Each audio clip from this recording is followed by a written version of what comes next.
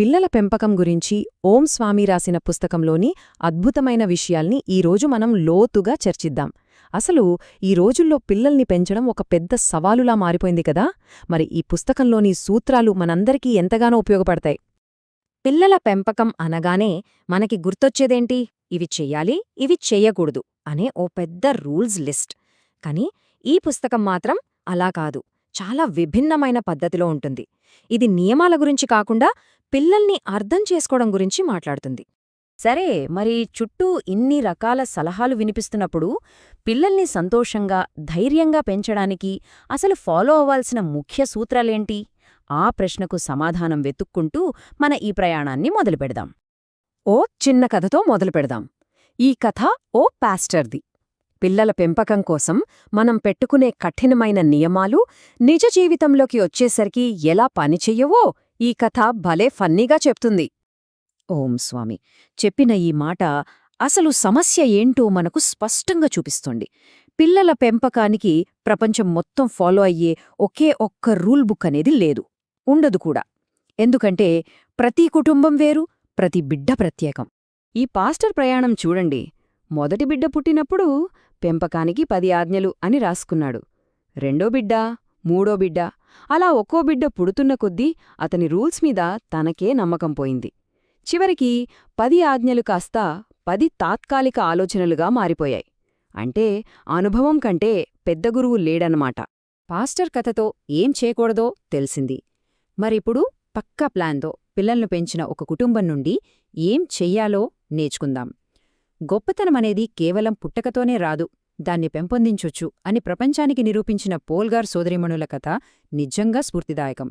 లాస్లో Clara పోల్గార్ ఈ దంపతులు చేసిన ప్రయోగం అసాధారణమైనది. వాళ్ల నమ్మకం ఒక్కటే, ఏ బిడ్డైనా సరైన శిక్షణ ఇస్తే ఒక మేధావి కాగలడు అని. అందుకే తమ పిల్లల్ని సంతోషకరమైన మేధావులుగా పెంచాలని అందుకోసం చెస్ను ఎంచుకున్నారు. మరి వాళ్ల ప్రయోగం ఫలితాలు ఎలా ఉన్నాయో చూడండి.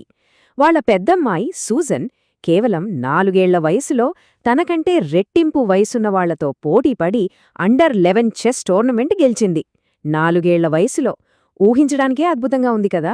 సూసన్ ప్రయాణం అక్కడితో ఆగిపోలేదు.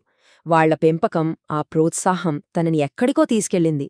సరిగ్గా 15 ఏళ్ల వయస్సొచ్చేసరికి సూసన్ ప్రపంచంలోనే నంబర్ 1 మహిళా చెస్ ప్లేయర్ అయ్యింది. ఇది వాళ్ల పద్ధతి ఎంత పవర్ఫుల్లో చూపిస్తుంది.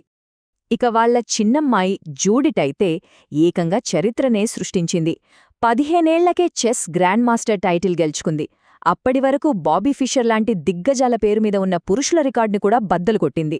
అంటే సరైన వాతావరణం కల్పిస్తే అసాధ్యమనుకున్నవి కూడా సాధ్యమవుతాయని నిరూపించారు. సరే, మరి పోల్గార్ ప్రయోగం సక్సెస్ వెనుక ఉన్న రహస్యాలు ఇవి. ఇది కేవలం కఠినమైన ట్రైనింగ్ కాదు, శ్రమ, కాస్త అదృష్టం, చాలా ప్రేమ, ఇంకా స్వేచ్ఛ, ఇవన్నీ కలిస్తేనే విజయం సాధ్యమైంది. ఇందులో సంతోషకరమైన అనే పదం చాలా ముఖ్యం.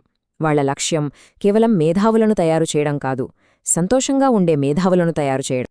ఓకే, ఇంత పెద్ద పెద్ద ఫిలాసఫీల నుండి ఇప్పుడు మనం మన రోజువారీ జీవితంలో ఉపయోగించుకోగల, సులభంగా గుర్తుండే కొన్ని ప్రాక్టికల్ సూత్రాల గురించి తెలుసుకుందాం. అదే ఈ PARENT ఫ్రేమ్వర్క్. ఇందులో మొదటిది పి అంటే ప్లే, ఆట. చదువును, ఏ పనైనా సరే ఒక ఆటలా మార్చగలిగితే పిల్లలు దానిమీద పూర్తి శ్రద్ధ పెడతారు. వాళ్లంతట వాళ్లే నేర్చుకుంటారు. ఇది వాళ్లలో ఆత్మవిశ్వాసాన్ని అద్భుతంగా పెంచుతుంది. తర్వాత ఏ అంటే ఆథెంటిసిటీ, నిజాయితీ. పిల్లల ముందు మనం ఎప్పుడూ పర్ఫెక్ట్గా ఉండాల్సిన అవసరం లేదు. నిజాయితీగా ఉంటే చాలు. మన ఫీలింగ్స్, వాళ్ల ఫీలింగ్స్ అన్నింటినీ ఒప్పుకోవడం వల్ల వాళ్లలో ఎమోషనల్ ఇంటెలిజెన్స్ పెరుగుతుంది. ఇక ఆర్ అంటే రీఫ్రేమింగ్. ఇది చాలా ఇంట్రెస్టింగ్ కాన్సెప్ట్. అంటే ఒక విషయాన్ని చూసే పద్ధతిని మార్చడం. ఏదైనా చెడు జరిగితే అందులో కూడా మంచి వెతకడం మనం నేర్పిస్తే పిల్లలు ఆటోమేటిక్గా పాజిటివ్గా, దయతో ఉంటారు. ఆ తర్వాత ఈ అంటే ఎంపతీ. సింపతీ వేరు, ఎంపతీ వేరు. అయ్యో పాపం అనడం సింపతి. నీ బాధ నాకర్థమవుతోంది అని చెప్పడం ఎంపతి. మనం సలహాలు ఇచ్చే బదులు వాళ్లు చెప్పేది ఓపిగ్గా వింటే చాలు. అదే వాళ్లకి పెద్ద ధైర్యాన్నిస్తుంది. నెక్స్ట్ ఎన్, నో అల్టిమేటమ్స్. అంటే అంతిమ హెచ్చరికలివ్వొద్దు, నువ్విది చెయ్యకపోతే అంతే సంగతులు లాంటి బెదిరింపులు ఎక్కువ కాలం పనిచేయవు, పైగా బంధాన్ని పాడుచేస్తాయి. దాని బదులు రూల్స్ బనానేటప్పుడు పిల్లల్ని కూడా ఇన్వాల్వ్ చేస్తే వాళ్ళంతట వాళ్లే క్రమశిక్షణగా ఉంటారు. చివరి సూత్రం తెలుసుకునే ముందు ఈ కోట్ చూడండి.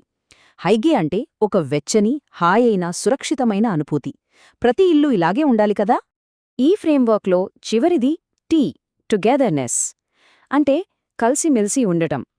ఇది బలవంతంగా అందరూ కూర్చోండి అని చెప్పి చేసేది కాదు. ఇంట్లో వాతావరణం ప్రేమగా, వెచ్చగా, విమర్శలు లేకుండా ఉన్నప్పుడు ఆ కలిసి ఉండటం అనేది దానంతటా అదే వస్తుంది. సరే, ఇప్పుడు కాస్త కఠినమైన విషయాల గురించి మాట్లాడుకుందాం. పిల్లలు అబద్ధం చెప్పినప్పుడు, మనకు విపరీతమైన కోపం వచ్చినప్పుడు ఎలా ప్రవర్తించాలి? శిక్షించడం కాకుండా జ్ఞానంతో ఎలా స్పందించాలో చూద్దాం. అరుణ్ గాంధీ కథ ఇక్కడ ఒక గొప్ప పాఠం నేర్పుతుంది. పిల్లలు అబద్ధం చెప్పినప్పుడు వాళ్లని భయపెట్టి, అవమానిస్తే వాళ్లు నిజం చెప్పరు, ఇంకా బాగా అబద్ధం చెప్పడం నేర్చుకుంటారు. అదే మనం వాళ్లని అర్థం చేసుకుని నమ్మితే నిజం చెప్పడానికి ధైర్యమొస్తుంది. మన ఫోకస్ తప్పుమీద కాదు, బంధం మీద ఉండాలి. కొన్నిసార్లు పిల్లల మీద మనకొచ్చే కోపానికి మనమే ఆశ్చర్యపోతాం కదా. కోపం, దానికి దారితీసే శారీరక శిక్ష లాంటి సీరియస్ టాపిక్ గురించి మాట్లాడే ముందు ఒక్క క్షణం ఆలోచిద్దాం. ఇది చాలా చాలా ముఖ్యమైన విషయం. పిల్లల్ని కొట్టడమనేది క్రమశిక్షణ కాదు, అది వాళ్ల ఆత్మగౌరవాన్ని నాశనం చేయడం. సైన్స్ ఏం చెప్తోందంటే, కొట్టినప్పుడు పిల్లల మెదడు కన్ఫ్యూజ్ అయిపోతుంది. ఎందుకంటే వాళ్లకు భద్రతనిచ్చే వ్యక్తే వాళ్లని భయపెడుతున్నారు. ఇది వాళ్ల మానసిక ఎదుగుదలపై తీవ్రమైన ప్రభావం చూపుతుంది. సరే, రోజువారీ గొడవలు, సమస్యల నుండి కొంచెం బయటకొచ్చి మన అసలు లక్ష్యం గురించి ఆలోచిద్దాం. అదేంటంటే, రేపటి ప్రపంచంలో ధైర్యంగా నిలబడగల సమర్థులైన వ్యక్తుల్ని తయారుచేయడం. ఐడెంటిటీ క్యాపిటల్ అనే ఈ కాన్సెప్ట్ చాలా బావుంటుంది. అంటే పిల్లలు తమ జీవితంలో సంపాదించుకునే ఆస్తులన్నమాట. అవి డిగ్రీలు కావచ్చు, నైపుణ్యాలు కావచ్చు, రకరకాల అనుభవాలు కావచ్చు. ఈ ఆస్తులే వాళ్లు భవిష్యత్తులో కోరుకున్న జీవితాన్ని బ్రతకడానికి ఉపయోగపడే పెట్టుబడి. ఈ పెట్టుబడిని పెంచుకోవడంలో మనం వాళ్లకి సహాయపడాలి. డబ్బు విషయానికొస్తే రచయిత వాళ్ల కుటుంబంలో పాటించిన పద్ధతి చాలా ఆదర్శంగా ఉంటుంది. పిల్లలకు చిన్నప్పణ్నుంచే డబ్బు విలువ, మన స్తోమతకు మించి ఖర్చు చేయకూడదనే విషయం, పొదుపు చేయడం లాంటివి నేర్పించటం వాళ్ల భవిష్యత్తుకు మనమిచ్చే అతి పెద్ద బహుమతి. ముగించే ముందు ఈ ఒక్క ప్రశ్న గురించి ఆలోచిద్దాం. ప్రతి బిడ్డలోనూ ఒక గొప్ప శక్తి, ఒక బీజం దాగి ఉంటుంది. ఆ బీజం పెరిగి ఒక మహావృక్షమవడానికి మనం ఎలా సహాయపడగలం? ఈ విశ్లేషణలోని సూత్రాలు ఆ దిశగా మనకు దారి చూపుతాయని ఆశిస్తున్నాను.